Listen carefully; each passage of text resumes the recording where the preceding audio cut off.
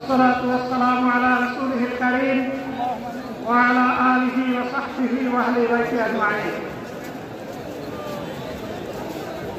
বাংলাদেশ জামাত ইসলামী কর্তৃক আয়োজিত আজকের এই জাতীয় সমাবেশে উপস্থিত সম্মানিত জাতীয় নেতৃবৃন্দ, বন্ধু সংগঠনের নেতৃবৃন্দ, শহীদ পরিবারের গর্বিত সদস্যবৃন্দ, 24 জুলাই যোদ্ধাবৃন্দ, আপামর দেশবাসী এবং আমার সাংবাদিক বন্ধুগণ, আমি সর্বপ্রথম মহান রবের দরবারে শুকরিয়া আদায় করছি। ফ্যাসিবাদের পতনের পর অত্যন্ত অনুকূল পরিবেশে আল্লাহ রাব্বুল আলামিন আজকের এই সমাবেশটি করার আমাদেরকে তৌফিক এনায়েত করেছেন, আলহামদুলিল্লাহ। 2 দিন আগেও জোরদারায় বৃষ্টি হয়েছে। অনেকে আশঙ্কা করেছিলেন কি হবে, মানুষগুলো সেদিন কি শান্তিতে বসে দুটি কথা শোনার সুযোগ পাবে। আল্লাহ রাব্বুল আলামিন আজকের দিনটা অনেকটা এয়ার কন্ডিশন করে দিয়েছেন, আলহামদুলিল্লাহ। বৃষ্টি নেই, তীব্র রোদও নেই। আল্লাহ তাআলার পক্ষ থেকে তার গোলামদের প্রতি এই যে মেহেরবানি, এর জন্য নতশিরে আরেকবার আমি শুকরিয়া আদায় করছি, আলহামদুলিল্লাহ। সম্মানিত বন্ধুগণ, যাদের ত্যাগ এবং কোরবানির বিনিময়ে 15.5 বছরের কঠিন অন্ধকার যুগের যাতাতলে পিষ্ট হয়ে যারা পিলে পিলে দুনিয়া থেকে নির্যাতিত হয়ে বিদায় নিয়েছে, অপশক্তির বিরুদ্ধে প্রতিবাদ করতে গিয়ে বিদায় নিয়েছেন, যারা লড়াই করে আহত হয়েছে, পঙ্গুত্ব বরণ করেছে, আমরা তাদের সকলের কাছে গভীরভাবে মহান আল্লাহর দরবারে তৌফিক চাই। বাংলাদেশ জামাতে ইসলামীর অস্তিত্ব যতদিন থাকবে, আল্লাহ যেন তাদের ঋণ পরিশোধ করার শক্তিটাও ততদিন আমাদেরকে দান করে। আমি গভীর পরিতাপের সাথে আপনাদেরকে জানাচ্ছি, আজকের এই বিশাল সমাবেশ আয়োজন করতে গিয়ে আমাদের 3 ভাই ইতিমধ্যেই দুনিয়া থেকে বিদায় গ্রহণ করেছেন। খুলনার গাবতলী উপজেলার আমির জনাব মাওলানা আবু সাইদ বিদায় নিয়েছেন। পাবনার বয়োজ্যেষ্ঠ একজন মুরব্বী জনাব মুস্তাফিজুর রহমান, তারা এই আয়োজনে আসতেই পারেন। আসার পথে আল্লাহ তাআলা তাদেরকে তার কাছে তুলে দিয়েছেন। আরেকজন ভাই এখানে অসুস্থ হয়ে তিনিও ইন্তেকাল করেছেন, শাহ আলম। মহান রবের দরবারে দোয়া করি, আল্লাহ তাআলা তাদের উপর রহম করুন, তাদেরকে ক্ষমা করুন, জান্নাতুল ফেরদাউসের নিয়ামত তাদেরকে দান করুন। তাদের আপনজনদেরকে আল্লাহ তাআলা সবরে জামিল আতা করুন। সম্মানিত ভাইয়েরা, আবু সাইদরা যদি বুক পেতে না দাঁড়াত, এই জাতির মুক্তির জন্য যদি বুকে গুলি লুফে না নিত, হয়তো আজকের এই বাংলাদেশটা আমরা দেখতাম না। ইতিমধ্যে হয়তো আরো অনেক মানুষের জীবন ফ্যাসিবাদীদের হাতে চলে যেত। 24 জীবন বাজি রাখা এই যুদ্ধটা যদি না হতো, তাহলে আজকে যারা বিভিন্ন ধরনের কথা এবং দাবি দেওয়া পেশ করছে, তারা তখন কোথায় থাকবে? আসল যাদের ত্যাগের বিনিময়ে আল্লাহ তাআলার এই নিয়ামত পাওয়া, তাদেরকে যেন অবজ্ঞা এবং অবহেলা না, শিশু বলে তাদেরকে যেন তুচ্ছ তাচ্ছিল্য না, অহংকার করে অন্য দলকে যেন তুচ্ছ তাচ্ছিল্য না, অরাজনৈতিক ভাষায় আমরা যেন কথা না। যদি এগুলো আমরা পরিহার করতে না পারি, তাহলে বুঝতে হবে যারা পারবেন না, ফ্যাসিবাদের রূপ তাদের মধ্যে নতুন করে বাসা বেঁধেছে।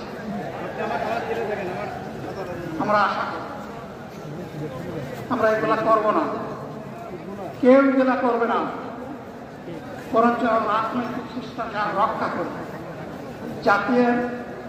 জাতীয় ঐক্যে বীজতলাটা আমরা সবাই মিলে একসাথে তৈরি করবো ইনশাআল্লাহ। সম্মানিত ভাইরা, আসরের নামাজ আসন্ন, আরো অনেক বক্তা ছিলেন, তাদেরকে আমরা দিতে পারি না, আমরা দুঃখিত। এই জন্য আমার লম্বা কথা হলো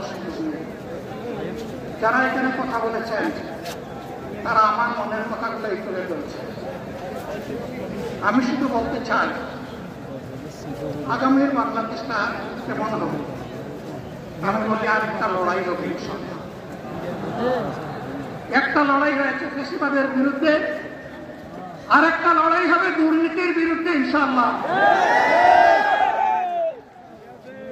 এই দুর্নীতির মূল উৎপাদন করার জন্য যা দরকার, আমরা তারুণ্য এবং যৌবনের শক্তিকে একত্রিত করে সেই লড়াইয়েও ইনশাআল্লাহ বিজয় লাভ করব। প্রিয় ভাইরা, জামাতে ইসলামী যে দুর্নীতিমুক্ত সমাজ গড়বে তার প্রমাণ কি? তার প্রথম প্রমাণ হচ্ছে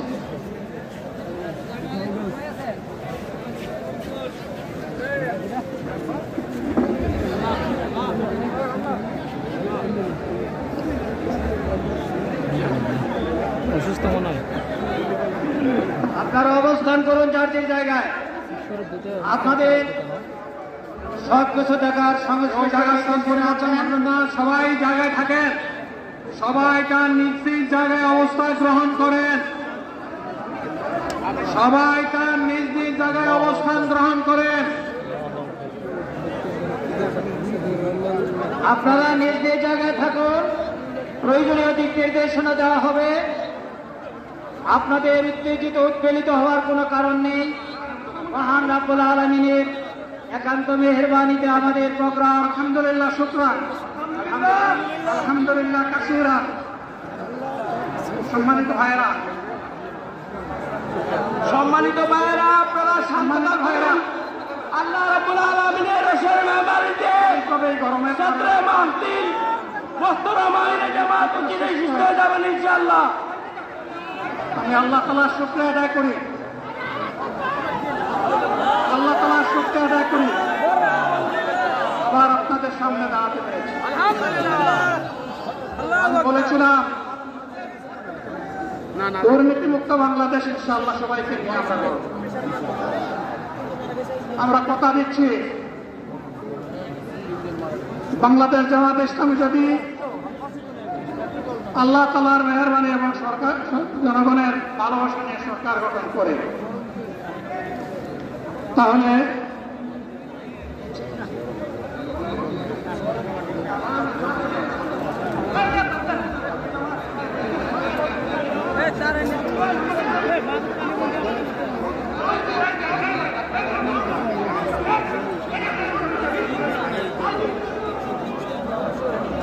আপনারা নিজ নিজ জায়গায় অবস্থান করুন। আমাদের স্বেচ্ছাসেবকগণ আছেন, সংশ্লিষ্ট বিভাগের দায়িত্বশীলরা আছেন, তারা প্রয়োজনীয় ব্যবস্থা নেবেন। কারো মাইকের সামনে আসার দরকার নেই।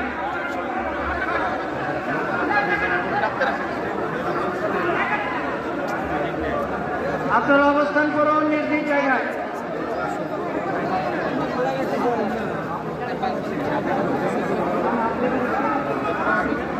সবাই মেহরবানি করে শান্ত হয়ে বসুন, শান্ত হয়ে বসুন, শান্ত হয়ে বসুন।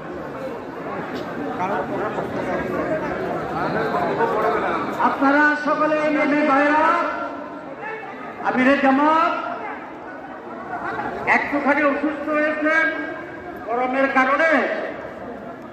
কারণে হয়েছে, কিন্তু উনি বারবারই চেষ্টা করছিলেন বক্তব্য দেওয়ার জন্যে। ডাক্তাররা বলছেন ওনারা বক্তব্য রাখা ঠিক হবে না। ওনার যে বক্তৃতা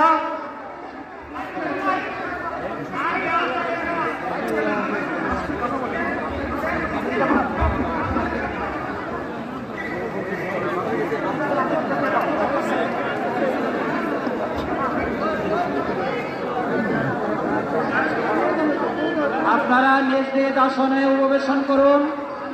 সংগঠনের দায়িত্বশীলগণ প্রয়োজনীয় দিক নির্দেশনা দিবেন। আপনাদেরকে নিজ নিজ জায়গায় অবস্থান করার জন্য অনুরোধ করা হচ্ছে।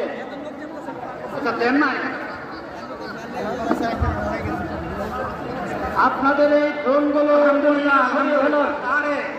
আল্লাহ যত সময় আয়াত দিচ্ছেন, আল্লাহ যত সময় আয়াত দিয়েছেন তত সময় মানুষের জন্য লড়াই করবো ইনশাআল্লাহ। বন্ধ হবে না। বাংলার মানুষের মুক্তি অর্জন হওয়া পর্যন্ত আমাদের লড়াই অব্যাহত থাকবে। বলছিলাম, জামাতে ইসলামী যদি আল্লাহর ইচ্ছা এবং জনগণের ভালোবাসায় বাংলাদেশের মানুষের সেবা করার সুযোগ পায়, তাহলে মালিক হবে না, সেবক হবে ইনশাআল্লাহ। আজ আমি ঘোষণা দিচ্ছি, লক্ষ জনতাকে সাথে নিয়ে বাংলাদেশ জামাতে ইসলামী থেকে যারা আগামীতে সংসদ সদস্য হিসাবে নির্বাচিত হবেন, আরে আপনারা কথা বন্ধ করেন, আপনারা কথা বন্ধ করেন, সবাই বসে পড়েন, সবাই বসেন, বসেন, কেউ দাঁড়াবেন না, সবাই বসেন। যদি আল্লাহর ইচ্ছায় জনগণের ভালোবাসায় বাংলাদেশ জামাতে ইসলামী থেকে সংসদ সদস্যরা নির্বাচিত হয়ে সরকার গঠন করেন, তাহলে কোন এমপি, কোন মন্ত্রী আগামীতে সরকারকে প্লট গ্রহণ করবে না। কোন এমপি এবং কোন মন্ত্রী ট্যাক্সবিহীন কোন গাড়ি চড়বে না। কোন এমপি এবং কোন মন্ত্রী তার নিজের হাতে কোনো টাকা চালাচালি করবে না। কোন এমপি এবং কোন মন্ত্রী যদি তার নির্দিষ্ট কোনো কাজের জন্য বরাদ্দ পেয়ে থাকেন, কাজ শেষ হওয়ার সাথে সাথে বাংলাদেশের 18 কোটি মানুষের কাছে তারা তার প্রতিবেদন তুলে ধরতে বাধ্য হবে। সম্মানিত বন্ধুগণ, চাঁদা আমরা নিব না, দুর্নীতি আমরা করব না, চাঁদা আমরা নিতে দেব না, দুর্নীতি আমরা সহ্য করব না। এই বাংলাদেশটাই আমরা দেখতে চাই। যুবকদেরকে আমরা স্পষ্ট ভাষায় বলতে চাই, বন্ধুগণ, তোমাদের সাথে আমরা আছি। আমি আজকে জামাতের আমির হিসাবে এখানে কথা বলতে আসিনি। আমি এসেছি বাংলাদেশের 18 কোটি মানুষের একজন হয়ে কথা বলতে। আমি শিশুদের বন্ধু, আমি যুবকদের ভাই, আমি বয়স্কদের সহযোদ্ধা, আমার বোনদের আমি ভাই। সুতরাং তাদের মুক্তির জন্যই আমি দায়িত্ব নিয়ে আজকে এখানে দাঁড়িয়েছিলাম। আল্লাহর ইচ্ছা শরীর আমাকে সাময়িকভাবে সহযোগিতা করে না, এটাও আল্লাহর ইচ্ছা যে এখন আল্লাহ আমাকে কথা বলার সুযোগ দিচ্ছে। আমি বলতে চাই, বাংলাদেশের নির্দিষ্ট কোন শ্রেণীর মুক্তির জন্য আমাদের এই লড়াই নয়। রাস্তার একজন পরিচ্ছন্নতা কর্মী, চা বাগানের একজন শ্রমিক, রক্ত পানি করে ঘাম জড়ানো আমার একজন রিক্সা চালক ভাই মাঠে ময়দানে বাংলাদেশের মানুষের মুখে যারা এক মুঠো ভাত তুলে দিতে চায়, আমার সেই কৃষক বন্ধুটি, আমি তাদের হয়ে আজকে এখানে কথা বলতে এসেছি। আমি কোন অভিজাত শ্রেণীর হয়ে এখানে কথা বলতে আসছি। আল্লাহ তাআলার অশেষ মেহেরবানি, আজীবন সকল রক্ত চক্ষুকে উপেক্ষা করেছে, যে জুলমের পরোয়া করি নাই। আমার আফসোস, 24 সালে জাতিকে মুক্তি দিতে গিয়ে যারা জীবন দিয়ে শহীদ হলো, আমি তাদের একজন হতে পারলাম না। আপনাদের কাছে দোয়া চাই, ইনসাফের ভিত্তিতে একটি দেশ গড়ে তোলার জন্য আগামীতে যে লড়াই হবে, আমার আল্লাহ যেন সেই লড়াইয়ে আমাকে একজন শহীদ হিসাবে কবুল করে। সম্মানিত বন্ধুগণ, আমাদের প্রিয় শহীদ নেতৃবৃন্দ 2006 সালের 28 অক্টোবর থেকে শুরু করে পল্টন গণহত্যা, শাপলা গণহত্যা, সারা দেশের গণহত্যা, পিলখানার গণহত্যা, 24-এর গণহত্যা, এই গণহত্যা যারা করেছে তাদের সকলের বিচার বাংলাদেশের মাটিতে নিশ্চিত করতে হবে। এদের বিচারের দৃশ্যমান প্রক্রিয়া শুরু না করা পর্যন্ত পুরানো ব্যবস্থাপত্রে বাংলাদেশ আর চলবে না। এতগুলো মানুষ এমনি এমনি জীবন দেয় নাই, জীবন দিয়েছে জাতির মুক্তির জন্য। যদি বস্তাপটা পুরানো সব কিছুই টিকে থাকবে তাহলে কেন তারা জীবন দিয়েছিল? যারা ওই বস্তাপটা ব্যবস্থাপনায় বাংলাদেশকে আবার করতে চান তাদেরকে আমরা বলি, জুলাই যুদ্ধ করে যারা জীবন দিয়েছে আগে তাদের জীবনটা ফেরত এনে দেন। যদি সত্যি তাকে ফেরত এনে দেন, আপনারা পারবেন না। যেহেতু পারবেন না, কাজেই নতুন ব্যবস্থায় নতুন বাংলাদেশ গড়ে তোলা হবে ইনশাআল্লাহ। শিশু, কিশোর, যুবক, মা, বোন, শ্রমিক, ছাত্র, জনতা, ব্যবসায়ী সবাইকে যেই দেশ, এই সংবিধান, এই রাষ্ট্র নিরাপত্তা দিতে পারবে, সেই নতুন বাংলাদেশ আমরা গড়ে তুলতে চাই। ভাইয়েরা, আমাকে সবাই চাপ দিচ্ছে। কেউ বলে ভাই শেষ করেন, কেউ বলে চাচা শেষ করেন। আমি তাদেরকে নিশ্চয়তা দিয়ে বলছি, আমার মুখ আমার আল্লাহ নির্ধারিত সময় থেকে 1 সেকেন্ড আগে হবে না। আয়াত যা দিয়েছেন তার 1 সেকেন্ড আগেও আমি যাব না। অতএব মহান আল্লাহর কাছে আবারও তৌফিক চাই। আপনাদের কাছে যে কষ্ট হয়েছে, আপনারা, আমি তো এখানে শান্তিতে বসাচ্ছিলাম, আর চতুর্দিকে শুধু দৃষ্টি পাচ্ছিলাম। কি কষ্ট হচ্ছে আমার ভাইরা, এই কষ্ট আল্লাহর জন্য। এই কষ্ট কার জন্য? ইনশাআল্লাহ আল্লাহ তাআলা আপনাদেরকে তার উপযুক্ত জাযা দুনিয়া দিবেন, আখিরাতে দিবেন। আপনাদের এই ত্যাগের বিনিময়ে নতুন বাংলাদেশ আমরা পেয়ে যাব। আসুন সেই নতুন বাংলাদেশের জন্য একবার স্লোগান দিয়ে শেষ করি। নারায়ে তাকবীর। আসসালামু আলাইকুম ওয়া রাহমাতুল্লাহ। ওয়ালাইকুম আসসালাম।